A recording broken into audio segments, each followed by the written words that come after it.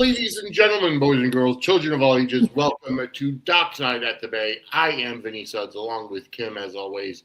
And we're back. Have you missed us? This has been the longest time that we haven't done a Dockside at the Bay. Yeah, I was thinking about that. It's been a bit, so yeah. Well, with the new rotation on Thursday nights, and it kind of stretches out the content that we have for the Bay. True. As we're already midway through season 8. All we have left is season 9 and then season 10, which hasn't been released on demand yet. So kind of spreads it out for us a little bit. Yep, exactly. So I hope you guys have been enjoying the rotation of shows on Thursday nights. We did Pop Culture Time Machine, where Angela and I went over the movie Heathers, and then, which is the first time I've seen it. And then we did a whole marathon of Take Me Down to Studio City a couple weeks ago, where we replayed the entire season 1 of Take Me Down to Studio City, and then gave you the debut of season 2, episode 1 of Take Me Down to Studio City. And then last week it wasn't the second episode of Off Script. The first one Angela did, and it was. So breaking the fourth wall, we're recording this Wednesday night, the 24th of June, and Angela is supposed to be interviewing James Ladd Jr. for Off Script, but I don't know if that actually went down or not. So it might have been Angela by herself or Angela Ladd Jr. But something to look forward to if she hasn't done the interview already yet with James Ladd, then something to look forward to for sure. He is an awesome human. Yes. Can't say enough about him. Yes, no, you're exactly right. James Ladd Jr. is actually one of the reasons why Suds and Squared Circle Media was created in the first place. Just kind of to get me back in the podcast game, and he's helped. His inspiration has helped us grow as well. Also, another thing to look forward to is coming up in September, the relaunch of Gate Crashers. I will not be part of it. No, I'm actually taking a back seat, but filling the role of co-host is going to be Donald Peoples Jr., who's joining the Suds and Squared Circle Media family. So he will be on with Angela and Kim to talk all about Beyond the Gates, and that'll be re-debuting in September. Yep, and looking forward to circling back to that soap and being able to chat about it, especially with Donald. He's another just amazing human, so full of soap knowledge and insight. It'll be great chatting with him and Angela about BTG. Yes. And then this past Tuesday night, you saw Suds News with our special guest, Jennifer Sells. She joined us to talk all about General Hospital, and she's going to be we're trying to find a role for her in Suds and Squared Circle Media, but she is going to be popping in and out. And who knows, maybe at some point she'll have her own show on the network. But either way, we're having a lot of fun. Don't forget, tonight is actually, I believe, is tonight the 1st of July? No.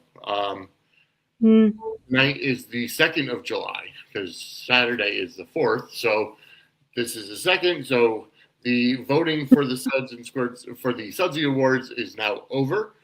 So don't forget, Sunday, August 9th, 8 p.m. Eastern Time is going to be the Sudsy Awards live right here on many of the networks that you're watching this currently on. So, anyways, let's get down to business. You're here to listen to us talk all about the Bay. And we are going to be talking about Season 8, Episode number 10. So, let's get into it. Yeah, I can't remember the title. But quick episode, very, just par for the course with this show. Felt like it flew by, but it was setting up for quite a bit. We were talking earlier before we went on the air, just a little bit about how it looks like we're on the on-ramp for some location shoots that took place in this season, which just made me want to go back to Italy in the worst way. And I'll leave it at that. Episode number 10 is called Inamorato. Thank you. Yes.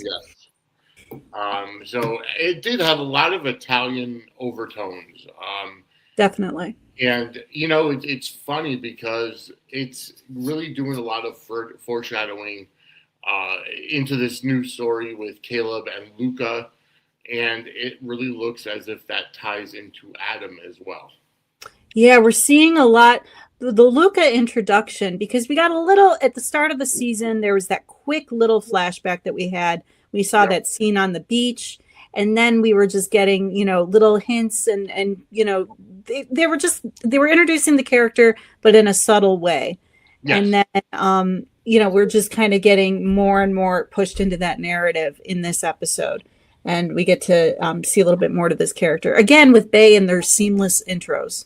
The way that they can just bring in these folks just seamlessly without being heavy-handed, without a lot of exposition. They're just the way that they go about introducing these new faces. I've always appreciated how they managed to just do it so seamlessly and effortless. You're absolutely right, because it's definitely a trope in soaps to bring in new characters all the time. We see it currently on every soap opera where they're bringing in new characters in. And I will say the Bay has a way of doing it where they kind of give you the tease at the beginning of the season, or they give you the tease of something, and then they kind of, throughout time on the show, they give you that expose into how the new character is coming in before even introducing them on canvas. It's almost like the WWE used to do with the vignettes of the new wrestlers coming in, where they used to have, for example, they had Mr. Perfect, although this is after his run, but Mr. Perfect would do some vignettes where he was, throwing a football and then going to catch it himself, and then making all the shots on the basketball court, or whatever, or hitting all home runs on home run derby, or whatever the case was. But they had the vignettes to say debuting in 2 weeks or debuting in 3 weeks, kind of get the taste in the mouth of the new person coming in. Kind of whet the appetite for the audience, just get them curious about this character. You're not getting hit over the head with it, but you're understanding, hey, this person's going to be brought into the fold, but they're being brought in a compelling way that makes you want to see where they're going to wind up. And the Bay has just specialized in that from the jump, and they no exception here with this Luca character. I mean, we do have that cool kind of song montage that we're kind of given in this, which I thought that was kind of a cool way to go about introducing a character too. Just like you don't really see just like a string of, I don't know, I'm a sucker for a good montage, so that was a cool way to kind of blend the character in more, I thought. You gotta think about this. So this guy was, I'm assuming, a crush or a one-night stand or something that Caleb had in the past. I don't, because it wasn't, he said that it wasn't a relationship. He wasn't ready for a relationship or whatever. So the biggest question is, why the hell does he still have that song on his playlist? Like, is he fully over this person, or what? Well, I'm kind of, I will admit, I did go ahead and even though we were on the same page and we were both kind of coming into these episodes fresh, I did spoil myself for the next episode, and we'll get our answers soon enough when it comes to Luca and that relationship and what the connection that exists between these two and why he still has that music on his phone. But I have to say, that was an upbeat kind of fun song. And I liked the way that they just kind of, were getting to show, obviously their cool shoot in Italy that they got to do. Just a cool way to showcase it, and a cool way to introduce this character and introduce this connection and just kind of drive it home, so to speak. And it made me wonder, just out of curiosity, just because so much tone or emphasis was placed upon this character, I wonder if he was going to be joining Caleb stateside at some point. If he was going to show up in Bay City, if he was going to try and, but I don't know. At this point, we'll see. It's definitely it could be a possibility, but just given the way that he was introduced, it made me wonder if we were going to see him like at the tavern, or if we were going to see him just kind of wandering around. because right now he's obviously on Caleb's mind, and I wonder if he'd, Oh yeah, show up in Bay City in person potentially. it's, Um, it's definitely a possibility. I don't know. Based on the teaser trailer at the end, it looks like they're more Italy focused as opposed to, him coming stateside. So, yeah, we shall see. It's going to be angst for. I mean, Daniel and Caleb have a lot of angst right now just because of the yep, PTSD that Daniel is feeling. yes. But I thought they really made a good connection So towards did the. I. Yes. Yeah, I mean, we finally got to see some of those walls come down. We finally Yes. got to see Daniel just kind of, rather than just flinching, rather than just shying away, rather than running away and getting angry and defensive, he finally just, no more distance. Mm-hmm. Like, it was just a very, very poignant, very well acted, very sweet way to have those characters connect again. Because Yeah. it's painful to watch, especially when they're one of my favorite couples. Just watching them at odds with each other. Obviously, you want to see them go through drama and go through things, but seeing them so I think it felt like the first time we'd seen them like that divided, and that Right. just that much stuff between them. So to see that break down at least a little bit was just like cathartic. It was nice to see. It really was, and it's like, so here's something that I'm just looking at from the outside with those two. It's just we know that Daniel went through something very traumatic. He's dealing with the PTSD and stuff, but it's like, why push your husband away? Like, Yeah. though, like Caleb is just trying to love you and support you, and I have to side with Caleb. Like from the last episode, or one of the previous episodes where Yanni said, "Do you realize what I've been through?" And Caleb's like, "No, because you don't open up to me. Yeah. You have, you shut down everything." And to see that kind of headway where Caleb just comes into the room and says, "Listen, I don't want to sleep on the couch anymore. I want to Yep. sleep with you and be with my husband and all that." And major breakthrough. Definitely. And Caleb being the one to just kind of say, I can't, this isn't sustainable. I can't do this. I need you. Like Mm-hmm. almost reminding Daniel that like I'm in this too. I'm watching you suffer and you're pushing me away. I need you. It was almost like him coming to, he needed, it's like Daniel almost needed to be needed in a way to, Yes. finally break down a little bit and let his guard down enough to kind of, I mean, obviously he's still unpacking all of this trauma and there's still so much that he has to contend with, but at least now he feels like he can lean on his husband and they can just Yeah. be together, at least, to this degree compared to where they were before. Yeah. And, I was kind of wondering too, this was kind of the movie that Caleb was watching in the episode. I wonder, I was trying to figure out, that movie choice probably wasn't random. I gotta wonder, what, yeah. So I was just kind of curious, twining that into, the whole, I appreciated that they did that. You don't really see that too much in soaps, probably because of rights and licensing and things like that. But just the fact that they were able to kind of have that in the background as well, just added another layer to that whole arc. I mean, the fact that it was in black and white kind of makes me feel like it's in the public domain at this point, so they can get away with showing it. But I agree, it's it was there for a reason. Yeah. I was curious about it, and I liked that it just kind of, I don't know, the episode, obviously there were other stories at play, but it was very focused on Caleb, on this Luca thing, but also on Daniel, and just kind of driving that point home, even with just because it felt like kind of an not odd scene, but just kind of unexpected, just having him kind of lying there and having the movie on in the background, but it just kind of dug a little bit, gave an extra layer to that whole plot. That's kind of I feel like because we saw just from the very beginning with Caleb calling, leaving Daniel a voicemail saying, "Hey, just wanted to let you know I'm on my way home. I know you said you need your space, but I wanted to call you ahead of time to let you know I'm coming home so I didn't startle you or whatever." And it's like Caleb is really going out of his way to make sure that Daniel's okay and that, Mm-hmm. Daniel's not getting scared or whatever.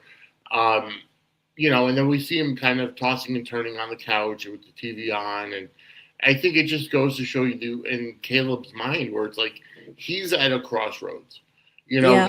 He's thinking about this, because he even, sent a text to Luca saying, hey, I haven't spoken to you since, that one night on the beach in Italy. Like, why are you calling me now? Or I took your advice and, went back and he felt the same and, yada, yada, yada. Why are you calling me now? But I hope you're okay. Mm-hmm. And then the song comes on, which again had a meaning behind it because it was about, one of the words is Americano. Yeah. And, so it's obviously that could have been his nickname from Luca saying, you're the American or and that could have brought back all those memories. So here's Caleb, in this marriage now with his high school sweetheart, for lack of a better term. And with everything going on, and now he's thinking about this hookup, one night stand crush that he had because he's feeling on the outs with his husband. Yep. When it's crossing back to another time in his life where, he was fresh out of, I'm trying not to spoil for the next episode, but there is something kind of indicated where it's almost like, rinse and repeat a little bit. He's like thinking back on another time where a relationship was just kind of in a place that was difficult for him. And so yeah, like there's just, you could tell like they're laying a lot of groundwork and they're giving Caleb a lot to do, honestly, because it's funny because, I mean, he wasn't in the on the island, but he was there to help with the rescue and everything like that. Obviously he was affected, but I feel like this is almost like we got to see sort of Daniel's sort of journey in the previous seasons. Now we're seeing a bit more of Caleb's, and it's nice to kind of be able to explore that this with that character. As a result of everything that happened, we get to kind of see his journey now. We get to kind of see where, flesh out his backstory a little bit. And it's also showing his vulnerability. The fact that, he's in this committed relationship, marriage, that now he's thinking back on a previous relationship. And, it kind of shows that he feels like he needs to feel wanted. He needs to feel loved. And then you go ahead. That's why he's, tossing and turning on the couch, listening to this old movie. And, then he goes to the bedroom. He's like, I need you. I love you. I want to be with you. I want you to feel comfortable with me. And I need to be in bed with you. Yeah. Because, him just being on the outs, it was tearing him apart. And it was, like I said, just a very cathartic, nice, poignant, lovely scene at the very end where they just had a chance to connect again. And who knows, obviously there's still a long way to go, but at least they were able to break down that barrier and have that moment and have that just ability to connect again. Because it's just difficult seeing them on opposite, through no fault of their own, but at the same time, it's just like everything that was standing between them seems to have dissipated a little bit, which is good. Yep. And it was also good, because there was, we're talking about how, obviously the episode was very focused on Caleb, on Daniel, on Luca, on this whole situation, but we did have a few other kind of little scenes, moments that kind of cropped. Avery kind of revealing that everyone's getting extra security courtesy of Adam being around. That's good. Like, let's positive news. Yeah, because she realized that, she went to Pete and said, Benji came up to Zoe and I and said that Lex wanted us to have extra security. Do you know why? Nobody's saying anything. And he's just like, Adam's back in town. Yeah. I mean, they have to just, keep that side of the narrative, our big bad villain. We gotta, can't forget about him in the midst of all of this. But at least, there's, because honestly, the way that it was pretty shameful how the fortress, the Garrett, Fort Knox of, like the fact that they were able to, that Sarah's been abducted from that home in the past, that security has breached that perimeter, that she was shot there. Honestly, like they really need to beef up security for. Yes. So it's good to hear that was clearly indicated that was happening. It's like good, let's make that happen, because for as big and as lavish as that mansion is, I feel like they have some security breaches that they need to kind of fix. So although I will say that the Bay City Police Department is probably the least inept police department in so. Oh, I agree. I mean, you compare them to the Salem PD. Salem PD, they're trying. They do their best. Jada does her best, but no. Jada's out. I know. Don't remind me. I mean, it's really for next year. It's just it. I don't know. Painful to go in and watch episodes that are airing currently, especially scenes with her and Sean, because I love their chemistry. Our friend Brandon Beamer, I love his chemistry with Alia Kantu, and just knowing that she is no longer with it makes it bittersweet to watch these scenes, and I'll leave it at that. It's tough. Whereas, like, it's so funny because it's like with the Bay, okay, we're watching, we're backtracking, things like that. But it's like, okay, there's some indicators of what's going, but I'm excited for it. I'm happy for it. And it's just like, I'm spoiled for various things about Days just based on the casting announcements. And it makes it really difficult to go in and invest in these characters that I'm seeing on my screen, knowing full well, hey, you're not going to be seeing them. And, it's just tough. Wouldn't it be fun if, now I don't know if Brandon Beamer is still on season 10 of The Bay as we're going forward. I'm not too sure myself on that. Yeah. So, but wouldn't it be fun to see Elia Cantu get cast in The Bay, and then we see some kind of a relationship between I would love that. And whatever, and Elia's new character. Pick up that chemistry, bring it over to another. I mean, soaps have done it before. Hell, they had they cast Stephen and Mary Beth on GH, knowing full well that they played a super couple. But I don't know. Sometimes it works, sometimes it doesn't. Excuse me. Sorry, hairball. I'm good now. You got too many cats at your house. Too many cats. Yes, it is a problem. No, hey, just speaking of, cats, furballs, and then I was just thinking of, sickness in general. We did have the one scene too with Vivian and the baby, which was a cute scene, but it also indicated some not so good stuff that potentially is happening with Vivian. So I had to look up because the doctor was talking about a DNC procedure. Yes. And I was kind of expecting them to kind of explain what that is, but I didn't know that. I had to look it up. I've heard it coined. I've heard it.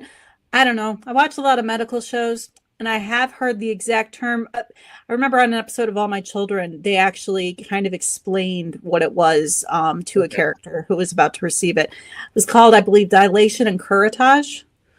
Is the way it's what it stands for. But it has to do with uterine bleeding. Yes.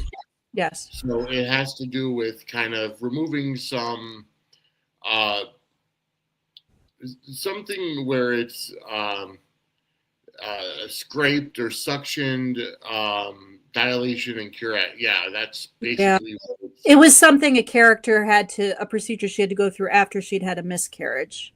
Yeah. But in this case, obviously the baby was born healthy, but there were some issues that they still needed to kind of resolve with Vivian involving that procedure, which, if you think on it, I mean, dramatic delivery probably happened in that airplane, or no, it happened in the car, but then Yep. obviously, she's being transported and she's not, even if there was proper medical care on that plane, who the heck knows? She went through a heck of a lot. So, Well, I mean, the fact that Belinda is a doctor and the only reason why she was on the island was to care for Vivian, uh, mm, you have to assume that there was proper medical care. But proper, the yeah. fact that, the fact that she gave birth in the car and then whisked away, you Yeah. know, it was a traumatic birth, to say the least. It was probably one of the most traumatic births in soap opera history that I've seen. So Um, I can honestly say the same in terms of soap clips and things that I have seen. I'm sure that in the past there's been other crazy dramatic, like, oh, we're there have. snowbound in a cabin and you're about to give I birth mean, here. Who knows? Maxie on But General Hospital, I think, has given birth 3 times on the side of the road. So, I mean, and there was also the whole baby switch arc on All My Children Have One Life to Live with that crossover that took place, which I know was pretty they dramatic. And did that that on too. GH2 between, well, after One Life to Live and then All My Children ended, they did the baby swap between Sam McCall and Taya Delgado. So, um, they did that on GH as well. I mean, that's a Yeah, soap. it's definitely dramatic deliveries. It's of course the baby's never. It's never going to be just oh, this is just a simple, straightforward. No, they're going to amp up the drama wherever they can. It's a typical soap trope. But I have to say, yeah, in terms of soaps that I've witnessed, this was definitely up there. Probably the most I mean, dramatic. we've seen car births, but not to the fact where the mother was kidnapped right after giving birth and the baby was left And the unattended. father has to deliver the baby too. Right. And the There wasn't father a was not doctor there. That was all Pete. yeah. So. But obviously, there's some stuff coming back to haunt Viv in terms of just the it looks as if there's like an infection kind of situation, and it crossed my mind that maybe like this could kind of present just the cramping and everything that she was going through. It could be something that gets resolved, or it could be a situation where maybe maybe it affects her fertility or something, Yeah. or down the road. They definitely opened up a door there. And I They wonder did. where they're going to take it. Yeah. But it was such a sweet scene with her and the little baby. That baby is so cute. So little Marlon, which I Yeah. love that name, by the way, too. I don't know. Every time I think of Marlon, I think of Marlon Wayans. So Oh, see, I think of Marlon Brando. So oh well, okay.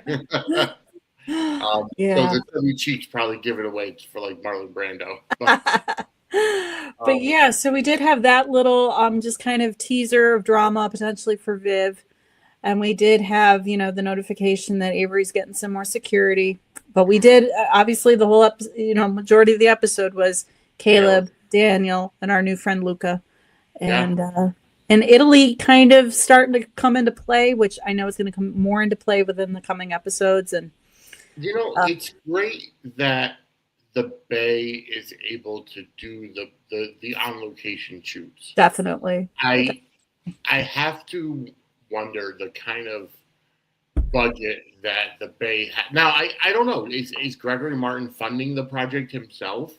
It's a very good question. Because as a web soap, you got to wonder what kind of rights fees they're getting from. I mean, maybe that's why they're on so many different platforms, that they're getting, dollars from Roku, they're getting dollars from Peacock, dollars from Prime. You know what I mean? Yeah. No, there's a lot of different. It's the first time that I've seen a soap have that kind of ability to take things on the road and take things on location. Obviously, shows like in the 80s and the 90s when the network soaps were in their prime and they were funding primetime TV, they were able to do like those locations, like Steve and Kayla were able to go to the Carolinas and have like an arc down there, Bo and Hope, New Orleans. There was definitely I know, like, even All My Children, I think that they got to shoot some like kind of in exotic sort of locations and things like that. Ned and Lois on Coney Island, they got married. They actually shot in Coney Island. Yeah. When they had the ability to just kind of, go on those locations and I want to Greece for Adrian, and you mentioned that in Lois, but Adrian and Justin. Oh, okay, yeah. On Days, I'm pretty sure that they got to go on location to Greece for that You know too. what? I think that's something we're going to have to get a roundtable for soap operas that were actually able to go on location. Yeah. And you know what? Maybe we'll get Angela and Donald on that, since they're going to be historians. Yeah. We kind of do a special episode. Yeah, we'll put that in the works. Okay. That's a good idea. Yeah, because it definitely was something that soaps were able to do back in the day when they actually had the budgets to, go forth and, show the love. And I feel like now, obviously, things are a lot more, but the Bay having that ability, I mean, that's really cool to see. It's really cool to see. So, and it just, as I said, made me want to go back to Italy in the worst way, watching some of these scenes. Trust me, Italy is on my bucket list to visit anyways, because that's my heritage. So I want to get to Sicily. I want to get to Rome. I want to get to Naples and Venice and, some of these other places that, have history for my family. So I got to go for a week. I wanted to stay for a month. I just wanted to just leave me here to eat pasta and wander. That's all I want to do. Definitely spend a week in Venice, a week in Naples, a week in, Sicily. I want to go see Pompeii. You know what I mean? Like, I want to see the historical sites. Maybe we'll build up enough clout where, when it's season 15 of the Bay or whatever it is, and they decide to do a return trip to Italy, maybe we'll get to go along and live podcast from there. Well, folks, you can always send us a super chat or super chat. Let's support that. Yes. Support our, our being able to accompany the Bay on some of these fabulous location shoots. Exactly. Give us that thumbs up. Yes. But folks, I think we kind of milked this episode to death, and we've gone through and done that. And not to mention, on July 15th is the announcement of the Daytime Emmy nominations. Yes. So, we'll see if the Bay gets nominated again. And if they get their nomination party in LA, I don't know, that might be a little too much. I mean, we already have the invite for if they get nominated, we get a party invite, but that's in LA. That might be kind of tough. So, we'll see. We'll see. Who knows? But in the meantime, at least we have, fun soap to watch and talk about. Even if we can't be on the location shoots, at least we get to watch them shoot in these really cool locations. So exactly. But folks, we are out of time. So, Kim, where can everybody find you? So I'm Misfit8690 on Twitter and a Little Misfit52 on YouTube, and feel free to follow me there for discussion about soaps or whatever strikes your fancy. And I am Vinnie Suds on Facebook and at Vinnie Suds on Twitter or X and Facebook. Also at Suds Media on X, which is our network X account. That's where you get all of your programming notes, all of your programming updates, notifications, announcements, and everything. So make sure to follow that account. Instagram and Threads is at Suds and Squared Circle. TikTok and Twitch is at Suds_media. We're trying to build both of those following. So if you're a gamer or if you like wrestling games, go follow our Twitch account, because I do play WWE 2K26 and stream on there every so often when I get time. Also, Angela's nephews are going to be putting on a gaming show on our Twitch account. So that will be starting very soon. But for all of our sponsors and affiliates and all of our links, go to our Linktree, which is linktree.suds-media.com. But for all of our shows, everything, bring you to our YouTube channel, suds-media.com. Make sure to like this video, hit that subscribe button, turn on the notification bell, because we'll be bringing a lot more content for you going forward. And by the way, yes, thank you to all of the subscribers, because you've gotten us to the point where we're able to show ads in our shows. Now, I do want to put out a challenge to everybody. As you know, first off, if you send us a super chat, a super thanks, or a super sticker, you are entered into a monthly drawing to win a Suds and Squared Circle Media t-shirt, no matter what logo you want. As many times as you send a super, you get to go ahead and get an entry into that thing. But I'm going out and throwing a challenge out there. If a show collects, we'll say $10 in super chats, it could be one, it could be a total of many, it could be one super chat. If a show gets a super chat of $10 combined, that means that the next live run of that show will not have ads in it. Only the afterwards. But if a specific show, so example, if you're watching this episode of Dockside at the Bay, and you go ahead and send us a super chat of $10, total of or single, we won't show ads in the next live run of Dockside at the Bay. So just a couple of incentives out there. So if you want to help support the network, you can either watch the ads or you can go ahead and send us super chats, and we'll take out the ads for the next episode. So there you go. But it's just an incentive for you to help us out. You can also like a good one. Visit our merch shop, which is suds-media.myspreadshop.com. Buy the Vinnie Suds t-shirt. Buy any of our logos out there. You could also buy the Angela Explains It All t-shirt. So we'll get Kim a shirt out there. So we just got to come up with a good for her. We'll work on it. That'll be my homework. That'll be my project. Exactly. So, folks, thank you for tuning in to Dockside. And we will be back next month with another episode of Dockside at the Bay. Have a great day. Have a great night, everybody. Take care, everybody.